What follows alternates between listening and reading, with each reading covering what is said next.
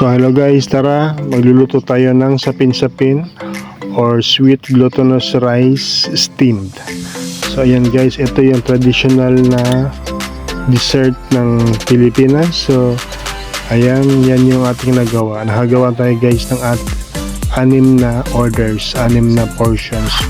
So ayan guys, meron siyang grated coconut, fried grated coconut. So ayan yung ating final product. So ayan pala yung ating mga materials guys. So ito pala yung 3 portions ng ating sapin-sapin. So guys, sa isang lalagyan naglagay ako ng 6 na glutinous rice flour at 2 rice flour. So ayan guys, imimix natin yung lahat-lahat guys. Meron siyang 8 cups ng flour, glutinous rice at rice flour. So yan guys, lalagyan natin ng 4 na cans ng coconut milk, tapos 2 cans ng condensed milk. So yan guys, namekos ko na.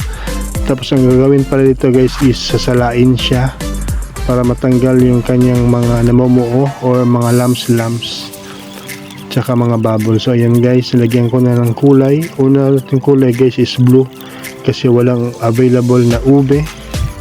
So ayan guys, nilalagyan ko lang ng blue color pala, mag dark siya. Tapos 2 kutsara ng yellow color. So 3 colors pala ang ating sapin-sapin guys. So ayan na, una blue, pangalawa yellow, tapos pangatlo yung original white butter.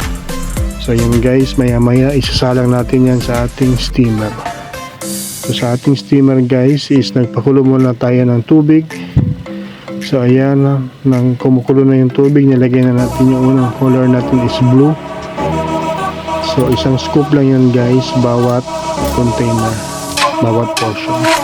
So yan guys, ito pala yung steamer natin guys is nakagawa tayo ng 6 na orders or 6 na containers.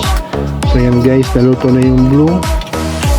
Maya maya lalagyan natin yan ng pangalawang kulay which is yellow. So yan guys, yung yellow natapos na. So nilagyan natin yung pangatlong kulay is yung puti. So yan guys, meron yan siyang timings, 8 minutes yung blue, 10 minutes yung yellow, tsaka 15 minutes yung puti. So dapat meron tayong timer niyan guys. Tapos nilagyan pala natin ng tela yung kanyang takip guys para yung steam or yung tubig na moisture hindi siya lalapat sa ating sapin-sapin. So yan guys, maya maya may luto na yan. So meron na tayong finished product. So yan guys, meron pala ako na fried na coconut hash. Tapos yan guys, nilagay ko na topping. So yan guys, natapos rin ang ating sapin-sapin.